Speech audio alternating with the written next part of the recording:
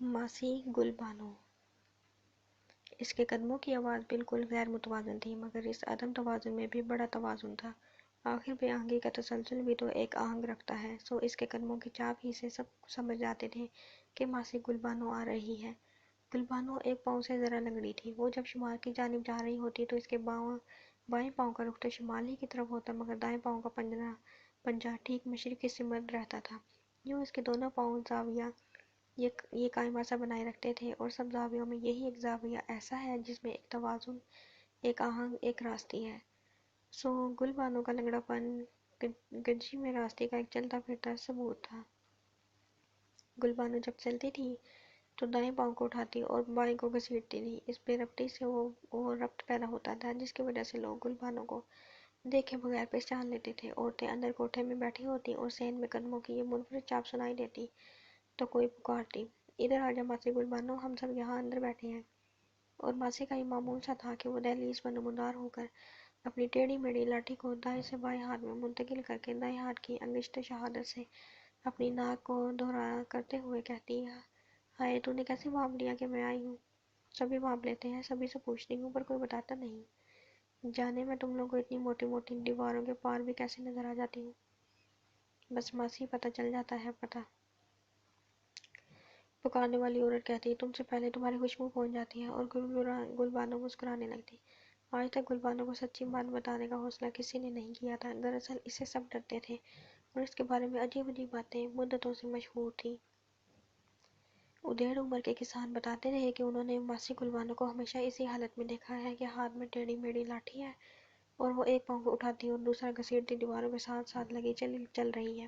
مگر گاؤں کے بعض بوڑھوں کو یاد تھا کہ گل بانو جوان ہو رہی تھی تو اس کی ماں مر گئی تھی۔ باپ کھیت مزدور تھا۔ بیوی کی زندگی میں تو 3 مہینے تک 2 دروازے کے گاؤں میں بھٹک سکتا تھا، مگر اب جوان بیٹی کو اکیلا چھوڑ کر کیسے جاتا؟ پھر جب وہ کماتا تھا تو جب بھی ایک وقت کا کھانا کھا کر اور دوسرے وقت پانی پی کر زندہ تھا، مگر اب کیا کرتا؟ کٹائی کے موسم کو تو جبڑا بن کر کے گزارا کیا، مگر جب دیکھا کہ فاقوں سے گل بانو کی جوانی بھی نچڑے جا رہی ہے تو اگلے موسم میں وہ گل بانو کو ساتھ لے کر دور کے ایک گاؤں میں فصلوں کی کٹائی کرنے چلا گیا۔ وہیں کا ذکر ہے کہ ایک دن اس نے زمیندار کے ایک نوجوان مزارع بیگ کو کھلیان پر کٹی ہوئی فصل کی اوٹ میں گل بانو کی طرف بازو پھیلاتے ہوئے دیکھا۔ اس گاؤں میں اسے ابھی چند روز ہوئے تھے۔ اس وقت اس کے ہاتھ میں درانتی تھی۔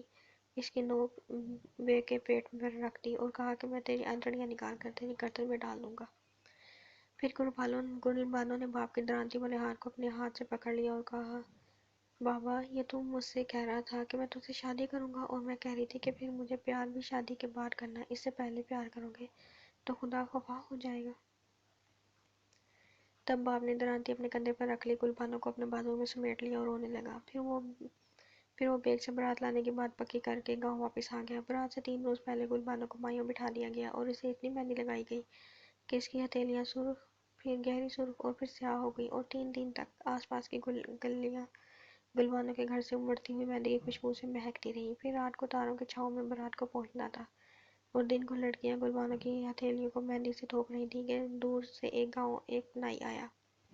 اس نے گل بانو کے باپ کو بتایا کہ کل زمیندار ہرنوں کے شکار پر گیا تھا اور بیگ اس کے ساتھ تھا۔ جنگل میں زمیندار کے پرانے دشمن اس کی طاق میں تھے، انہوں نے اس پر حملہ کر دیا اور بیگ اپنے مالک کو بچانے کی کوشش میں مارا گیا۔ آج جب میں وہاں سے چلا تو بیگ کی ماں اپنے بیٹے کی لاش کے سر پر سہرا باندھے اپنے بال نوچ نوچ کر ہوا میں اڑا رہی تھی۔ گل بانو تک یہ خبر پہنچی تو یوں چپ چاپ بیٹھی رہ گئی جیسے اس پر کوئی اثر ہی نہیں ہوا۔ پھر جب اس کے پاس گیت گانے والیاں سوچ رہی تھیں کہ ماتم شروع کریں یا چپکے سے اٹھ کر چلی جائیں تو اچانک گل بانو کہنے لگی، کوئی عید کا چاند دیکھ رہا ہو اور دعا مانگ رہا ہو، اور پھر ایک دم عید کا چاند کنگن کی طرح زمین پر گر پڑے تو کیسا لگے؟ کیوں بہنوں، کیسا لگے؟ اور وہ زور زور سے ہنسنے لگی اور مسلسل ہنستی رہی، ایسا لگتا تھا کہ کوئی اس کے پہلوؤں میں مسلسل گدگدی کیے جا رہا ہے۔ وہ اتنی ہنسی کہ اس کی آنکھوں میں آنسو آ گئے، اور پھر وہ لگی اور اٹھی مہندی سے تھپی ہتھیلیاں اپنے گھر کی کچی دیوار پر زور سے چھر چھر رگڑنے لگی اور چیخنے لگی۔ جب تک اس کے باپ کو لڑکیاں بلاتی اس کی ہتھیلیاں چھل چکی تھی اور خون اس کی کونیوں پر سے ٹپکنے لگا تھا۔ پھر وہ بے ہوش ہو کر گر پڑی۔ صبح تک اسے محرقہ بخار ہو گیا۔ اس بخار کی غنودگی میں اس کی دائیں ٹانگ رات بھر چارپائی سے لٹکی رہی اور ٹیڑھی ہو گئی۔ پھر جب اس کا بخار اترا تو اس کے سر کے بال سب جھڑ گئے، اس کی آنکھیں جو عام آنکھوں سے بڑی تھی اور بڑی ہو گئی اور ان میں دہشت سی بھر گئی، پھٹی پھٹی میلی میلی آنکھیں، ہلدی کا سپیلا چہرہ، اندر دھنسے ہوئے گال، خشک کالے ہونٹ اور اس پر گنجا سر۔ جس نے بھی اسے دیکھا ایتر کرسی پڑھتا ہوا پلٹ گیا۔ پورے گاؤں میں یہ خبر گشت کر گئی کہ اپنے منگیتر کے مرنے کے بعد گل بانو پر جن آ گیا ہے، اور اب جن نہیں نکلا، گل بانو نکل گئی ہے اور جن بیٹھا رہ گیا ہے۔ یہیں سے گل بانو اور جنوں کے رشتے کی بات چلی۔ ساتھ ہی انہی دنوں اس کا باپ چند روز بیمار رہا اور اپنے دکھوں کی گٹھڑی گل بانو کے سر پر رکھ کر دوسری دنیا کو سدھار گیا۔ باپ کی بیماری کے دنوں میں گل بانو ہاتھ میں باپ کی ٹیڑھی میڑھی لاٹھی لے کر چند ہار حکیم سے دعا لینے گھر سے نکلی، اور جب بھی نکلی بچے اسے دیکھ کر بھاگ نکلے۔ اسے گلی سے گزرتا دیکھ کر مسجد میں وضو کرتے ہوئے نمازیوں کے ہاتھ بھی رک گئے، اور حکیم نے بھی ایک لاش کو اپنے مطب میں داخل ہوتا دیکھ کر گھبراہٹ میں اسے نہ جانے کیا دے ڈالا کہ اس کا باپ ایڑیاں رگڑ رگڑ کر مار گیا۔ سنا ہے مرتے وقت اس نے نہ خدا رسول کا نام لیا نہ کلمہ پڑھا، بس کفر بکتا رہا کہ اچھا انصاف ہے، یہ خوب انصاف ہے تیرا۔ قریب کا کوئی رشتہ دار پہلے ہی نہیں تھا، دور کے رشتہ دار اور بھی دور ہو گئے، مگر اللہ نے گل بانو کی روزی کا عجیب سامان کر دیا، وہ جو پتھر کے اندر کیڑے کو بھی اس کا رزق پہنچاتا ہے، گل بانو کو کیسے بھولتا۔ سو یوں ہوا کہ باپ کی موت کے 3 دن بعد وہ ایک کھاتے پیتے گھر میں اس ارادے سے داخل ہوئی کہ پاؤ پاؤ آٹا ادھار مانگے گی۔ اس وقت سب گھر والے چولہے کے گرد بیٹھے کھانا کھا رہے تھے۔ گل بانو کو دیکھتے ہی سب ہڑبڑا کر اٹھے اور کھانا وہیں چھوڑ کر مکان میں گھس گئے۔ گل بانو جو اس سے پہلے بچوں کی خوفزدگی کے منظر دیکھ چکی تھی سمجھ گئی اور مسکرانے لگی، یوں جیسے کسی بے روزگار کی نوکری لگ جائے۔ مکان کی دہلیز پر جا کر وہ کچھ کہنے لگی تھی کہ گھر کی بہو نے، جس کا چہرہ فاق ہو رہا تھا، اس کے ہاتھ پر 5 روپے رکھ دیے۔ گل بانو یوں ایک ہی ہنسی کہ سب گھر والے ہٹ کر دیوار سے لگ گئے، پھر وہ ہنستی رہی، اور پھر کئی بار یوں بھی ہوا کہ گل بانو کے گھر کا دروازہ باہر سے بند ہوتا تو جب بھی لوگوں نے گھر کے اندر سے اس کے قہقہوں کی آواز سنی، پھر گل بانو کے بال بھی اگ گئے، چہرہ بھی بھر گیا، رنگ بھی چمک اٹھا اور آنکھیں بھی جگمگانے لگی، مگر اس کی ذات سے جو خوف وابستہ ہو گیا تھا اس میں کوئی کمی نہ آئی۔ انہی دنوں واقعہ مشہور ہوا کہ جب چھٹی پر آئے ہوئے ایک نوجوان نے اس عجیب سی لڑکی کو گلی میں تنہا دیکھا تو سیٹی بجا دی، اور گل بانو انہی قدموں پر رک گئی جیسے اس کے پاؤں میں سیٹی نے بیڑی ڈال دی ہو۔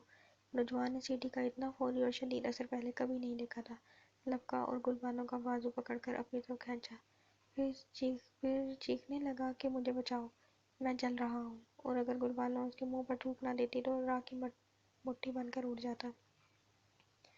کہتے ہیں کہ لوگ جب نوجوان کو اٹھا لے گئے تو جب بھی گل بانو دیر تک گلی میں تنہا کھڑی رہی اور اس کے ہونٹ ہلتے رہے، اور اس رات گاؤں میں خوفناک زلزلہ آیا تھا جس سے مسجد کا ایک مینار گر گیا تھا۔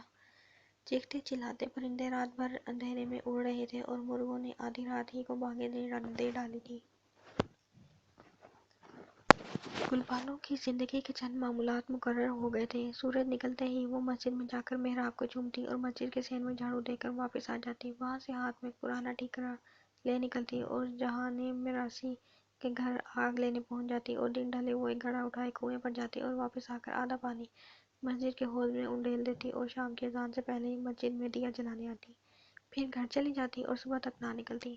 دونوں عیدوں پر وہ چند کھاتے پیتے گھروں میں جا کر صرف جھانکتی، اسے کچھ کہنے کی ضرورت ہی نہ تھی، اسے دیکھتے ہی اس کے ہاتھ پر 5 روپے رکھ دیے جاتے اور وہ چپ چاپ واپس آ جاتی۔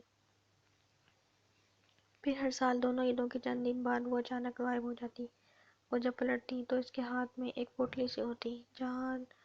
جہانِ مراثی کی بیوی کو اس نے ایک بار بتایا تھا کہ وہ قصبے میں اپنے کفن کا کپڑا خریدنے گئی تھی، مگر عام خیال یہ تھا کہ جنوں کے بادشاہ کو ملنے جاتی ہے۔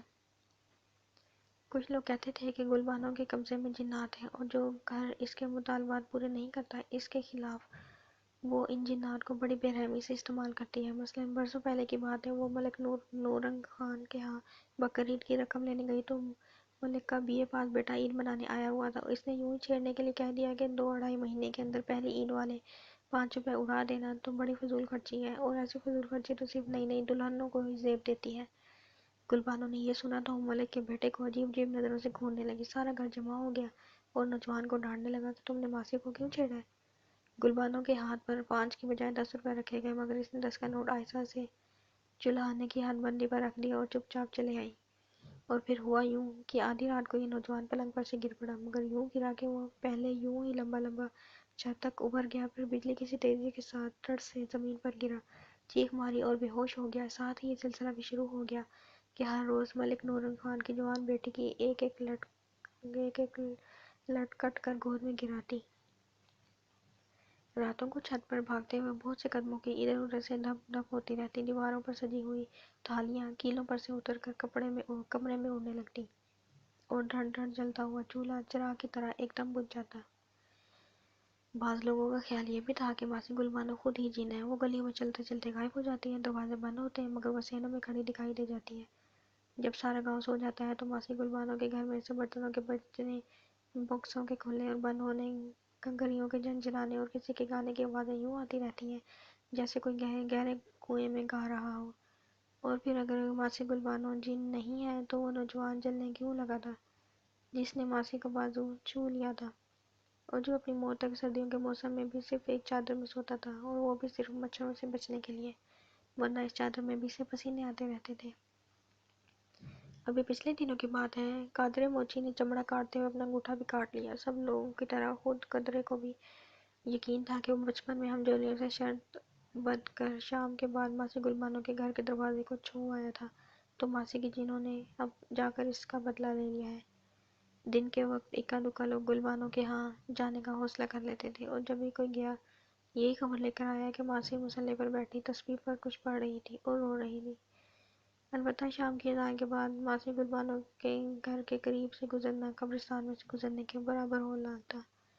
بڑے بڑے حوصلہ مندوں سے شرطیں بدی گئیں کہ رات کو ماسی سے کوئی بات کر آئے، مگر 5 10 قتلوں کے دعوے دار بھی کہتے تھے کہ ہم ایسی چیزوں کو کیوں چھیڑیں جو نظر ہی نہیں آتی، اور جو نظر آ بھی جائیں اور ہم بچہ ان کے پیٹ میں اتار بھی دیں تو وہ کھڑی ہنستی رہیں۔ اڑوس پڑوس کے لوگوں نے بڑے بڑے سجادہ نشینوں سے حاصل کیے ہوئے تعویذ اپنے گھروں میں دبا رکھے تھے کہ وہ ماسی گل بانو کے ہاں راتوں رات جمع ہونے والی بلاؤں کی چھیڑ چھاڑ سے محفوظ رہیں۔ یہ گاتی، برتن بجاتی اور گھنگریاں جھمکاتی ہوئی بلائیں۔ گل بانو کی جناتی قوتوں کا اس روز تو سکہ بیٹھ گیا تھا جب اس نے گاؤں کی ایک لڑکی کے جن کو عجیب حکمت سے نکالا تھا۔ یہ جہان میراثی کی نوجوان بیٹی تاجو تھی، بڑی شوخ و شنگ اور بے انتہا بڑ بولی۔ ماسی کو اس لڑکی کا بڑا پیار تھا۔ ایک تو پورے گاؤں میں جہان میراثی کا ایک گھر ایسا تھا جہاں آگ لینے کے سلسلے میں ماسی کا روز آنا جانا تھا۔ پھر جب تاجو ننھی سی تھی تو ماسی سال کے سال جب بھی شہر سے اپنا کفن خریدنے جاتی تو تاجو کے لیے ایک نہ ایک چیز ضرور لاتی۔ ساتھ ہی تاجو جب ذرا بڑی ہوئی تو اس کی آواز میں پیتل کی کٹوریاں بجنے لگیں۔